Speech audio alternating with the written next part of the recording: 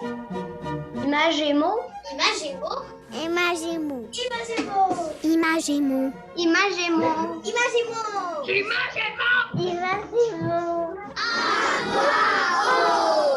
Bonjour, c'est Marie Lalande au micro d'Imagémo à voix haute, épisode du 18 septembre 2022. Bienvenue à ce premier épisode de la 3e saison de Imagémo à voix haute, la seule émission de radio à propos de littérature jeunesse dans la programmation de Canal M et peut-être bien sur les ondes radio tout court. Et ça, c'est tout un honneur. En fait, non, c'est un immense plaisir pour moi de vous présenter ça encore cette année. Aujourd'hui, en première partie, à Dis-moi ce que tu lis, je reçois Fatou Yandé Ndiaye, grande lectrice 2022 du défi Lis avec moi, et son enseignante de l'an dernier, Marie-Hélène Kelly, qui enseigne en 3e année à l'école Ladauversière. Ensuite, on reçoit Katia Courteau, libraire jeunesse à la librairie Le Port de Tête, qui va nous présenter ses coups de cœur de libraire. Et cette année, afin de faire des liens avec les actualités littéraires, les livres qui sortent et les événements littéraires qui se vivent tout près de chez vous ou un peu plus loin, on vous présente à nouveau les actualités littéraires. Encore aujourd'hui, donc, tout plein de livres et de choses à découvrir sur la littérature pour les jeunes.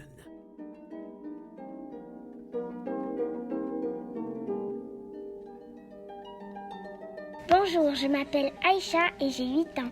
J'aime lire à voix haute parce que ça me permet de remarquer certains détails et j'aime partager ma lecture.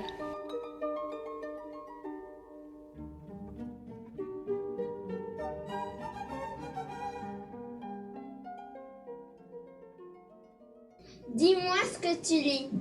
Dis-moi ce que tu lis, c'est le moment de l'émission où on rencontre des gens qui lisent et qui parlent des livres jeunesse. Aujourd'hui, on reçoit Fatou Yandé Ndiaye, grande lectrice 2022 du défi Lis avec moi, et son enseignante de l'an dernier, Marie-Hélène Kelly, qui enseigne en 3e année à l'école Ladauversière du Centre de service scolaire de la Pointe-de-l'Île. Bonjour à vous deux. Bonjour. Bonjour, Madame Lalande. C'est un immense plaisir de vous recevoir à la radio via la plateforme Zoom, mesdames. La pandémie nous a obligés à faire preuve de créativité depuis 2 ans, à la radio à tout le moins, pour recevoir des invités. Puis on a gardé certains des bons côtés de la technologie. Les plateformes comme Zoom nous permettent de faire des entrevues sans que les invités aient à se déplacer en studio. Parfois, comme maintenant, c'est très, très pratique. Je vous vois. Vous êtes toutes les deux à l'école Ladauversière et vous allez pouvoir ensuite retourner à vos occupations plus rapidement. C'est formidable. Marie-Hélène, j'aimerais que tu nous parles d'abord de l'école où tu enseignes, qui fait partie du Centre de service scolaire de la Pointe-de-l'Île. Oui, donc l'école Ladauversière, dans le fond, c'est une grande école qui est située à Montréal, dans Saint-Léonard, à Montréal. Et puis, donc, une grande école, environ une quarantaine de classes. Et donc, 666 élèves, plus précisément. Donc, c'est ça, c'est 666 élèves. Et puis, donc, c'est une clientèle qui est assez, très multiethnique. Donc, beaucoup de diversité. Alors, ça, Et oui. tu enseignes donc en 3e année, Marie-Hélène. Tu as inscrit ta classe l'an dernier au défi Lis avec moi.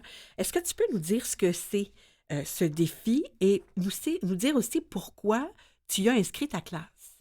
Oui, tout d'abord, ce concours-là, moi, je ne le connaissais pas avant. Ce qui est drôle, c'est que l'été, juste avant le défi, j'avais vu une émission à la télévision en France où ils faisaient un concours de lecture à voix haute et là, j'ai été captivée. Et ça me ramenait un petit peu dans mon enfance où on faisait ça aussi, un cours que je suivais. Et puis, donc, je me suis dit, ah, j'aimerais vraiment vivre cette aventure-là avec mes élèves. Et puis, j'ai une collègue d'expérience ici à l'école qui allait justement nous proposer d'embarquer parce qu'ici, à l'école, ça se produisait déjà depuis quelques années. Alors, toutes les classes de 3e année ont embarqué dans le défi. Et Wow. puis, il y a 5 classes de 3e année. Alors, ça se passe dans le fond en 4 étapes. Donc, on fait le défi en classe pour commencer. Les élèves choisissent un livre de leur choix. Ils choisissent un extrait, ils vont lire pendant 3 minutes leur extrait. Avec expression, c'est sûr que nous, on modélise avant, on donne des exemples. Et là, c'est sûr qu'au début, les élèves étaient très gênés et ils disaient, oh, je ne suis pas certain de vouloir embarquer et tout ça. Mais finalement, ça a créé vraiment un mouvement de la motivation. Là, tout le monde voulait s'exercer. Et puis, donc, c'est ça. Il y a eu une petite finale dans la classe. Et là, ensuite, donc nous, la gagnante qui était Fatou, a pu se mesurer à tous les autres élèves de troisième année qui avaient gagné. Donc, Mhm. pas contre, là, avec 4 autres élèves. Et elle a gagné encore. OK. Donc, ensuite, elle s'est retrouvée à la finale de la commission du centre de service, pardon, Ouais, de la Pointe-de-l'Île. ouais. Et par la suite, à la finale nationale, donc avec tous les élèves, tous les centres de service, dans le fond, étaient là, qui ont participé, dans le fond. Et puis, donc, elle s'est retrouvée la grande gagnante là, de ce défi-là, qui était vraiment une belle aventure. Oh, une très belle aventure. Qu'est-ce que ça donne aux élèves de participer à ce défi-là, Marie-Hélène? Mais tout d'abord, moi, c'est certain que j'ai remarqué vraiment une grande motivation à lire parce que là, il y avait un objectif au bout de ça. Et en plus, de voir tous les élèves s'engager et de voir qu'ils mettaient de l'expression, chose que j'avais rarement vue dans mes années de carrière, de voir les élèves mettre autant d'expression dans leur lecture, dès qu'ils pouvaient en mettre, mais pas trop, bien dosé. Et puis, on était bien préparés aussi avec les capsules là, de lit avec moi, et ça a été génial. Ensuite, même pour la fluidité, parce que on relit les mêmes passages, on les pratique, donc vraiment, ça a eu un impact là-dessus aussi.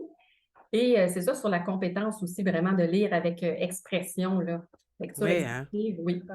Ça a Alors, on été. va donner, si tu veux bien, Marie-Hélène, on va donner la parole ici et rendre hommage à notre deuxième invitée, Fatou Yandé Ndiaye, parce que c'est toi, Fatou, qui a remporté le titre de grande lectrice de ce défi en juin dernier, parmi les 20 finalistes.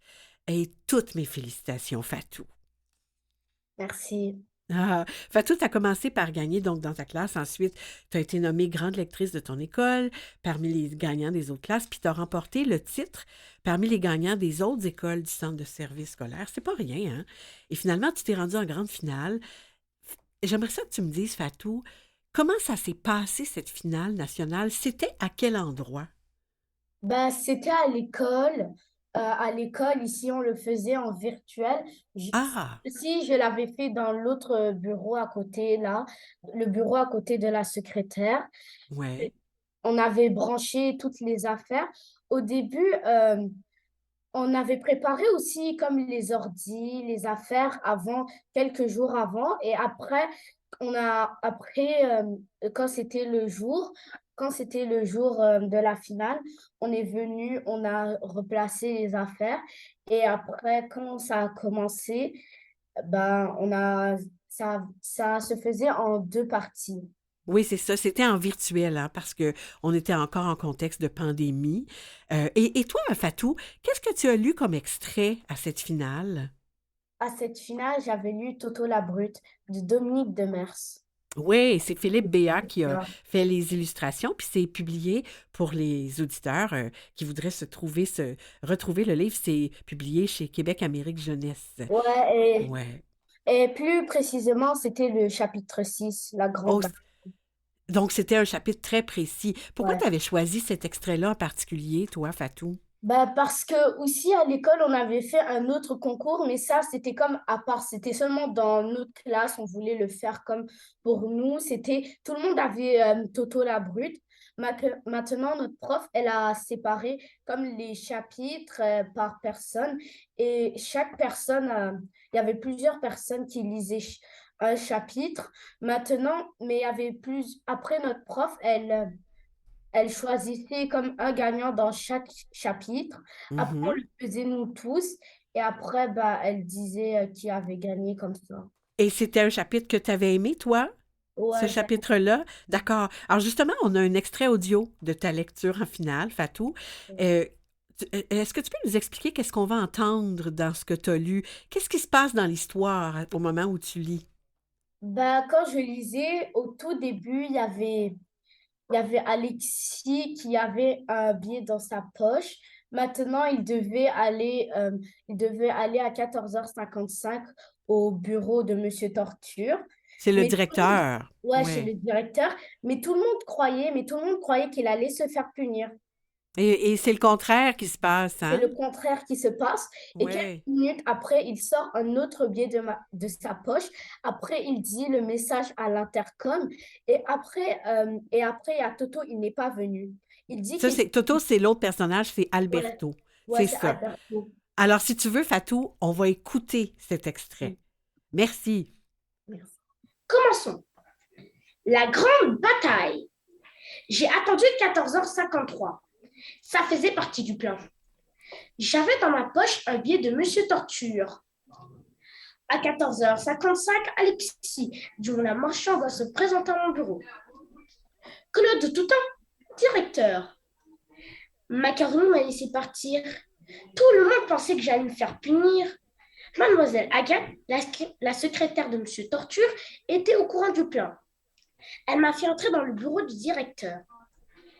J'ai sorti un autre billet de ma poche, j'ai ouvert le micro de l'interphone, j'ai pris une grande respiration et j'ai lu le message qui était écrit sur cette petite feuille. Ma voix tremblait, mais j'ai tout lu sans bégayer. Message à tous les élèves de l'école Sainte-Gertrude. Alberto Lucio va casser la gueule d'Alexis Dumoulin Marchand dans le petit bois dans quelques minutes. Le spectacle est gratuit. Vous êtes tous invités. Mademoiselle Agathe, quand j'ai fermé le micro, je pense qu'elle était fière de moi. Au même moment, la cloche a sonné. Et tous les élèves de l'école ont couru vers le petit bois. Toto n'est pas venu, on s'en doutait. Toto ne m'a pas battu et je suis devenu un héros. Alexis le brave, le rusé, le courageux. Je n'ai pas dit aux amis que M. Torture m'avait un peu aidé. C'était un secret. Des grands de sixième m'ont félicité. Génial ton idée, Alexis. Toto n'osera plus jamais tout toucher. Wow, c'est formidable.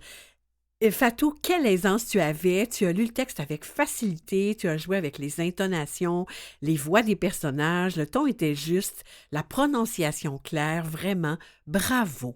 Dis-moi, Fatou, qu'est-ce que tu as fait pour te préparer, toi, à chacune de ces étapes? Qu'est-ce qui t'a aidé dans ta préparation? Déjà, il y a ma prof qui m'a aidée. Ouais, Elle m'a beaucoup aidée. Aussi, comme pour quand on se pratiquait, je me pratiquais dans la classe pendant la récréation. ouais, Ou bien, ou bien aussi, je me préparais pendant les périodes de lecture. ouais, oh oui, ça aide beaucoup. Chez toi aussi, est-ce que, donc tes parents, ils étaient au courant que tu participais au concours? Qu'est-ce qu'ils ont fait pour t'aider? Mon père aussi et ma mère, ils m'ont donné des conseils. Ils m'ont donné des conseils de ce que je pourrais faire.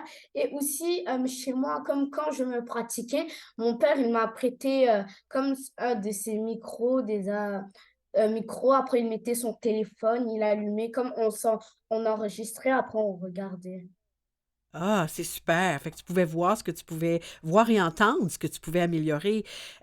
Parmi les prix que tu as gagnés comme grande lectrice, Fatou, il y avait une session d'enregistrement d'une lecture dans les studios de La Puce à l'oreille. Tu y es allée récemment. Comment ça s'est passé? Qu'est-ce qui t'a le plus impressionné? Déjà là-bas, comme j'ai trouvé que quand je lisais, comme c'était facile, on dirait vraiment, c'était... Et en plus, comme un jour avant, on avait eu comme une réunion avec la personne comme qui était dans le studio.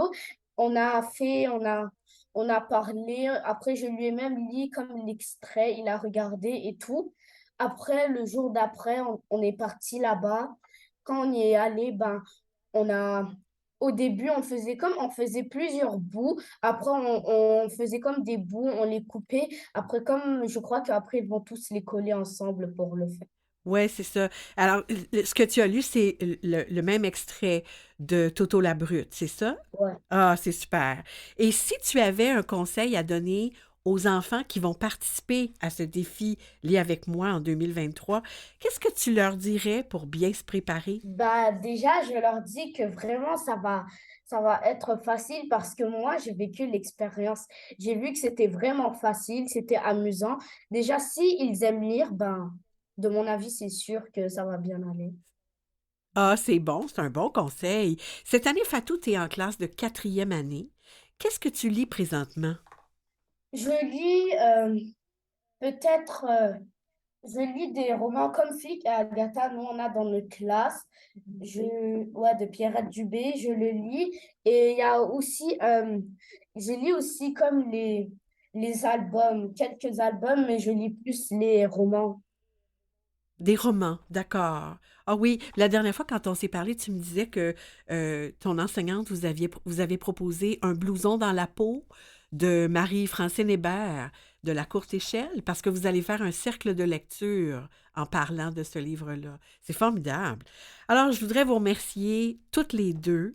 Félicitations encore une fois, Fatou. Je te souhaite de lire encore plein d'aventures qui vont te plaire, de continuer à faire des lectures à voix haute. C'est un plaisir de t'entendre. J'espère que tu vas faire quelque chose avec cette belle voix-là que tu as. Et je remercie Marie-Hélène pour l'entrevue d'aujourd'hui, pour ton implication et aussi pour tout le soutien que tu apportes à tes élèves dans les activités qui tournent autour du défi Lis avec moi. Merci à vous deux d'avoir pris ce temps-là avec nous. Au plaisir. Je vous embrasse. Merci beaucoup, Madame Lalande. Bye.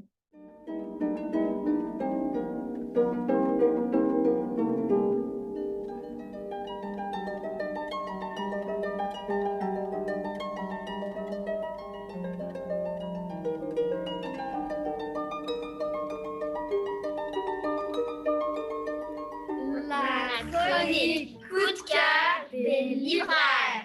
Bonjour Katia, vous allez bien? Oui, très, très bien. Bonjour, Marie. C'est un immense plaisir de vous retrouver pour cette chronique. Katia Courteau, la littérature pour vous, c'est une passion. Vous travaillez à la librairie Le Port de Tête. Vous êtes depuis 6 ans maintenant. Parlez-nous d'abord de ce nouvel espace jeunesse récemment aménagé à la librairie Le Port de Tête. Oui, on est tellement heureux de pouvoir avoir ce nouvel espace, donc qui est à 2 pas de la librairie d'origine. Il est situé au 222 avenue Mont-Royal-Est, donc c'est tout près. À Et c'est un Montréal. espace où... pardon? À Montréal, À Montréal, oui, évidemment. c'est ça. Et c'est un espace qui est consacré à la bande dessinée, aux arts et à la littérature jeunesse. Alors, on a beaucoup plus d'espace qu'on avait avant. On le veut aussi comme un espace très animé. Il est mieux pensé aussi pour le service de la clientèle institutionnelle. Mhm. Alors, vraiment, on s'est fait plaisir. On a aussi garni nos rayons davantage et on attend tout le monde pour voir et discuter avec nous et parler de livres et conseiller tous les gens, les petits comme les grands. Ah oui, et vivre des événements aussi. Alors, merci beaucoup, Katia. On a très hâte d'aller faire un tour au Port de Tête et dans cet espace jeunesse. En attendant de vous y retrouver, vous ou l'un de vos collègues, on profite de votre présence avec nous à la radio. Parlez-nous de vos derniers coups de cœur de libraire. Oui. Ah, écoutez, les choix sont toujours difficiles à faire. Évidemment, la rentrée commence à peine et déjà, il y a de très beaux livres qui sont rentrés. Alors, j'ai choisi, d'abord, des gros coups de cœur et je vais vous parler donc tout d'abord de Trèfle. Ah oui. Trèfle est un album écrit par Nadine Robert. On connaît très bien Nadine, elle est autrice, mais aussi éditrice, donc chez Comme des Géants. Et cet album est illustré par King Lang, qu'on connaît aussi très bien comme illustratrice. Dans cet album, elle magnifie la nature, c'est de toute beauté. Et Nadine, donc, par ce livre, nous parle de la prise de décision, le fait de se faire confiance, le doute des enfants. Il y a beaucoup d'enfants qui vont se retrouver dans cet album-là, qui vont se sentir écoutés et qui vont se voir dans ce petit personnage tellement mignon qui se nomme donc Trèfle. Cette petite fille, elle fait partie d'une grande famille, donc plusieurs enfants, et qui habitent à la ferme. Et elle va aller se promener dans la forêt. Et il y a Pivoine, cette petite chèvre qui s'échappe et qui se rend dans la forêt de plus en plus profondément. Et donc, Trèfle va décider, elle va devoir prendre cette décision. Est-ce que je vais la sauver? Est-ce que je peux le faire? Est-ce que je me fais confiance? Et c'est de toute beauté. C'est tellement beau comme album. Donc, c'est évidemment, avec les albums de Nadine Robert, il y a toujours une très belle qualité, même à l'objet. Et là, c'est encore très réussi. Je vous parle aussi d'un autre album, Orbi, Dessine-moi, un Billy Bouton. Alors là, oui, et c'est de Frédéric Wolff. Oui. Et donc, on aura compris, illustré par Orbi. Et cette fois-ci, on est dans un autre registre complètement, c'est hilarant. Si vous voulez vous écrouler de rire avec vos enfants, c'est tellement, tellement drôle. Frédéric Wolf se met en scène et demande à Orbi de lui dessiner enfin un Billy Bouton. Et tout le long de l'album, ce sera difficile pour Orbi parce que même, on se demande même si Frédéric Wolf sait lui-même c'est quoi un Billy Bouton. Et donc, écoutez, c'est un album hilarant aux éditions Fonfon. Que j'adore et qui fera plaisir aussi, même aux enseignants, parce qu'il y a une belle activité à faire suite à cette lecture. Voilà, donc c'est des albums merveilleux. Bon, écoutez, différents, mais... c'est formidable. 2 albums, déjà, 2 suggestions tout à fait bien présentées. On va se garder d'autres idées pour une prochaine fois parce que vous allez revenir comme chroniqueuse à l'émission. On rappelle que les auditeurs vont pouvoir trouver toutes les références à propos des livres que vous avez suggérés sur le site de l'émission. Merci beaucoup, Katia Courteau. Au plaisir de vous retrouver. Merci à vous. Merci. Au revoir. Au revoir.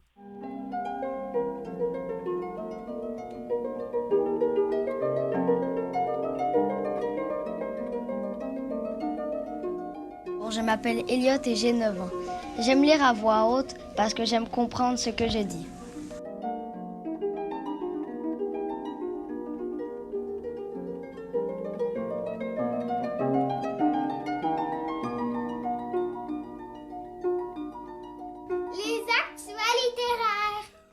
Actualité littéraire. Selon l'actualité et les semaines, on vous parle de suggestions de sortie, de lancement ou encore de suggestions de lecture et d'écoute. Je profite de l'occasion pour faire un peu d'autopromotion cette année dans le même créneau horaire à Canal M les dimanches à 8h30, les mardis 9h et les jeudis 13h. Vous pourrez entendre une émission à propos de littérature jeunesse. Un dimanche sur 2, comme aujourd'hui, c'est Images et mots à voix haute. Et l'autre dimanche, vous entendrez Marie raconte, où je lis une histoire et je décris les illustrations. Dimanche prochain, le 25 septembre, je lis Comment faire dormir papa d'André Poulain et Jean-Claude Alphen, publié aux éditions 2. On en écoute un extrait. Mon papa ne dort plus. Comme il est très fatigué, ses mains tremblent. Un chirurgien avec des mains qui tremblent, ça ne peut pas réparer des cœurs abîmés. Toutes les nuits, j'entends craquer le plancher du salon. C'est mon papa qui tourne en rond. Alors, grâce à la musique et aux amis, le petit garçon tente de trouver une solution parce que les arts et les amis dans la vie, c'est important.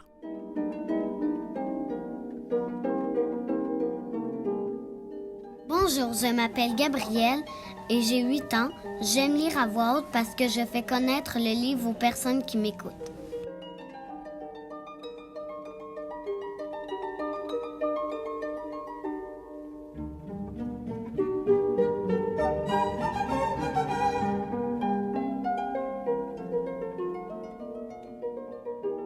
Mercredi 21 septembre, à compter de 17h30, c'est le lancement du dernier album pour les enfants de Marie Barguirgian, fidèle collaboratrice de l'émission, Le secret d'Alfred, autour de l'œuvre d'Alfred Pellan, des éditions Édito Jeunesse. C'est à la librairie Le Port de Tête, au 222 avenue Mont-Royal-Est, à Montréal.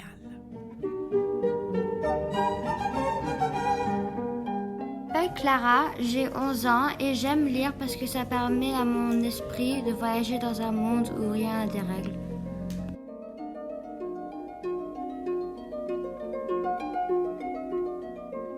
Je m'appelle Delphine, j'ai 10 ans et moi j'aime lire parce que ça me permet de faire des beaux rêves.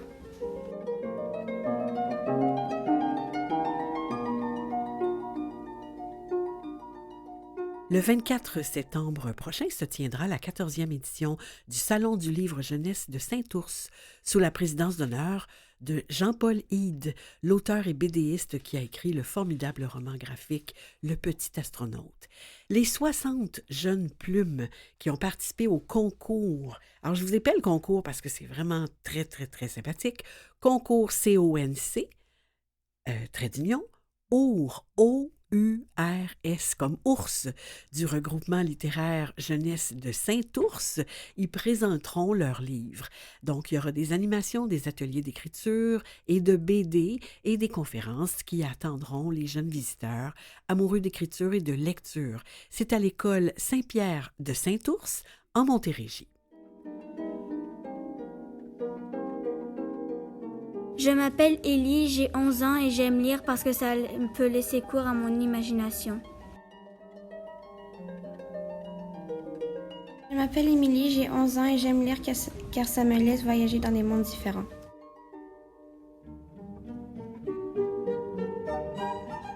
Du jeudi 29 septembre au dimanche 2 octobre au Centre des congrès Delta Saguenay, sur le boulevard du Royaume à Jonquière, aura lieu la 58e édition du Salon du livre du Saguenay-Lac-Saint-Jean. Parmi les événements marquants côté jeunesse, soulignons le dévoilement des lauréats 2022 du concours Jeunes auteurs à vos crayons et le lancement du recueil des textes gagnants samedi 1er octobre de 9h10 à 10h en présence de la marraine de cette année, l'autrice Marie-Lou Addison, et aura lieu au même moment, au même endroit, le lancement de l'édition 2023 du même concours, en présence de la marraine de l'an prochain, l'autrice Martine Latulippe. Pour plus d'informations et voir le programme complet sur le web, salondulivre.ca.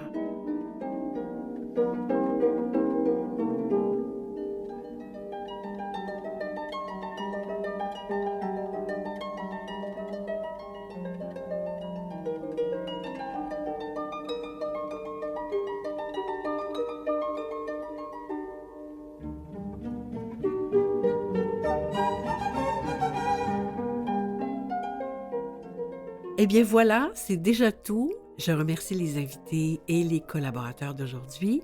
Marie-Hélène Kelly de l'École Ladauversière, du Centre de services scolaires de la Pointe-de-l'Île et Fatou Yande Ndiaye, grande lectrice 2022 du défi Lis avec moi. Katia Courteau, libraire jeunesse à la librairie Le Port de Tête. Michel Brûlé pour le soutien à la recherche. Mathieu Tessier, en régie et au montage, et Jean-Sébastien Laliberté, chef diffusion technique pour la mise en onde. Et voilà, c'est ici que se termine Images et mots à voix haute cette semaine. Je vous souhaite des lectures captivantes et on se retrouve dans 2 semaines.